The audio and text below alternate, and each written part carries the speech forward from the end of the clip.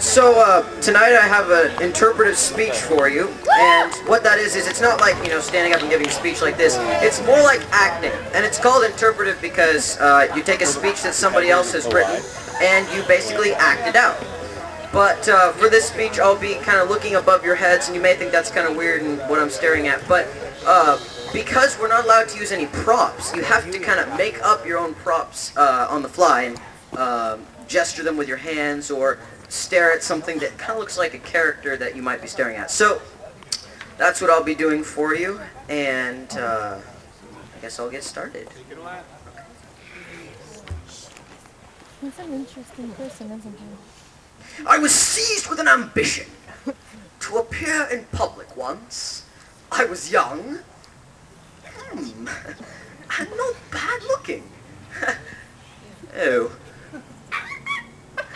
Nor by any means a dunce. But I little knew the trouble my wild desire would cause, or the woes of those who tried to win the popular applause. Listen for you.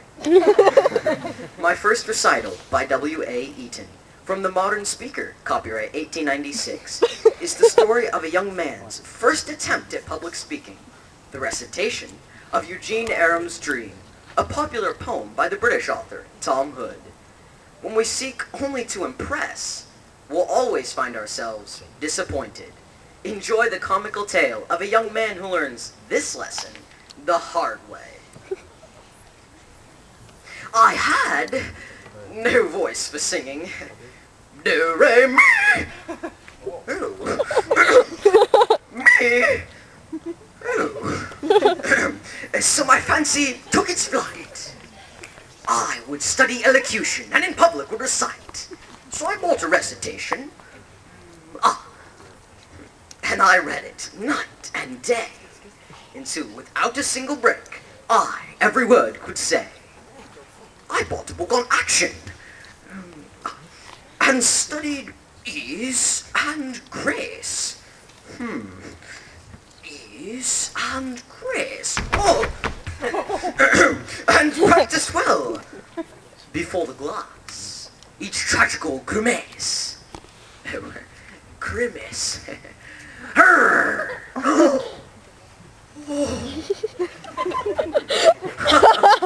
For I was of a somber turn, in love dramatic rhyme, of haunted towers, and lovers' sighs, and deeds of horrid crime. I moved my eyebrows up and down, as tragic actors do, and ate a pound of lemon drops.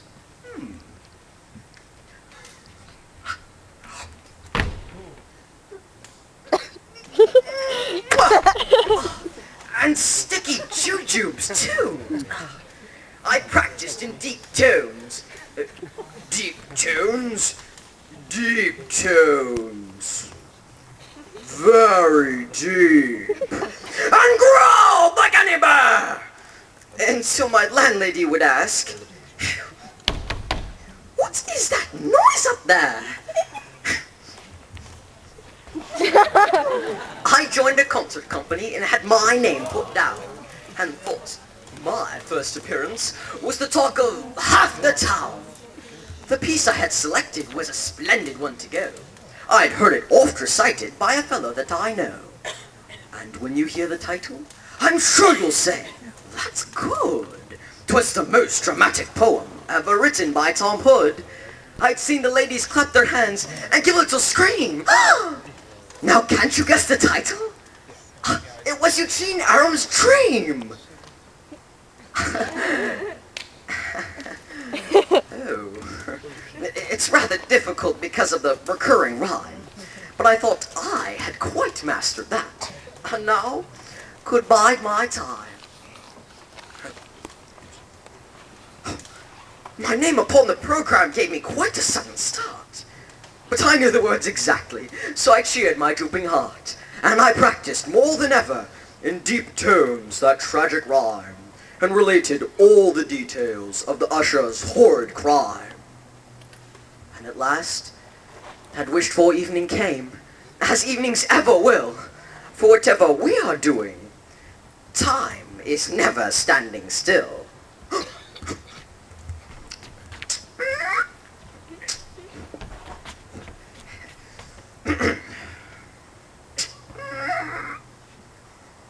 The spacious hall was crowded with an audience most select, and some most distinguished visitors whom we did not expect. A real live lord and lady, and the mayor of Blanktown too, with the fierce mustachioed captain of the Royal Horse Guards Blue, the vicar of the parish, and the church wardens in a row, with crowds of gushing ladies, each with her special beau. And one, I must confess it, the adored one of my heart. It was for her I tried to shine in this most tragic part. There was a carpet on the platform, and banners trailed the ground.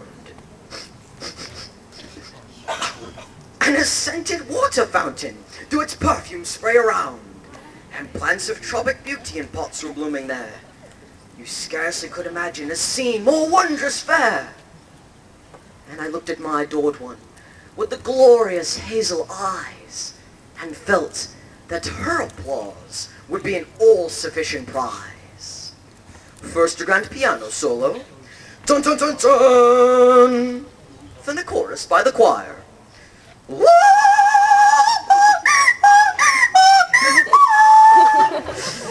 Oh, I always had a notion that sweet music could inspire and give a soldier courage. But the more I now reflect, I am quite sure the music had an opposite effect. For although my head was burning, I was trembling like a leaf. Then I thought the songs might soothe me, but the songs were all too brief. When I looked upon the program and I marked off every name, it seemed as if my time to appear like a flash of lightning came. I tried to feel collected, as if I didn't care. But I felt my face was burning right away into my hair. I stood just behind the platform, trying vainly to keep cool, and whispering softly to myself, "Be calm, don't be a fool." When smiling, our conductor around the corner popped his head. "Come, look sharp, Mr. Whipham, the platform waits," he said. Then I rushed up on the platform, nearly falling on my face. Then I stood before the audience, glaring wildly into space. When I saw the upturned faces, I'd have given the world to say, "Please don't look at me so rudely. Oh, do look the other way." Where were all my tragic actions, which their feelings must have stirred? And, oh horror, more important, wow, wow was the first word.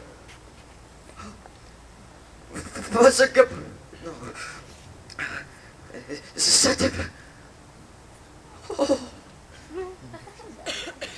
Vainly I stared at the ceiling.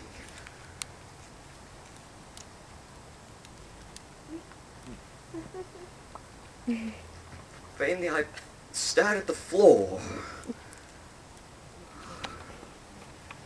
Yes, those words were quite forgotten. I had known so well before. And I looked at my adored one, hide her face behind her fan, and a stout old lady murmured, "Dear me, what can ail the man?" Then suddenly I remembered part of that most tragic rhyme, and I waved my arm and shouted, "In the prime of summertime, an evening calm and cool, and 24 happy boys came bounding out of school." Why the audience laughed, I know not, but they did, and I got mad. It was not a comic poem, and to laugh was much too bad. Then I thought about my action when some moody turns he took, and I tramped along the platform till the very rafters shook.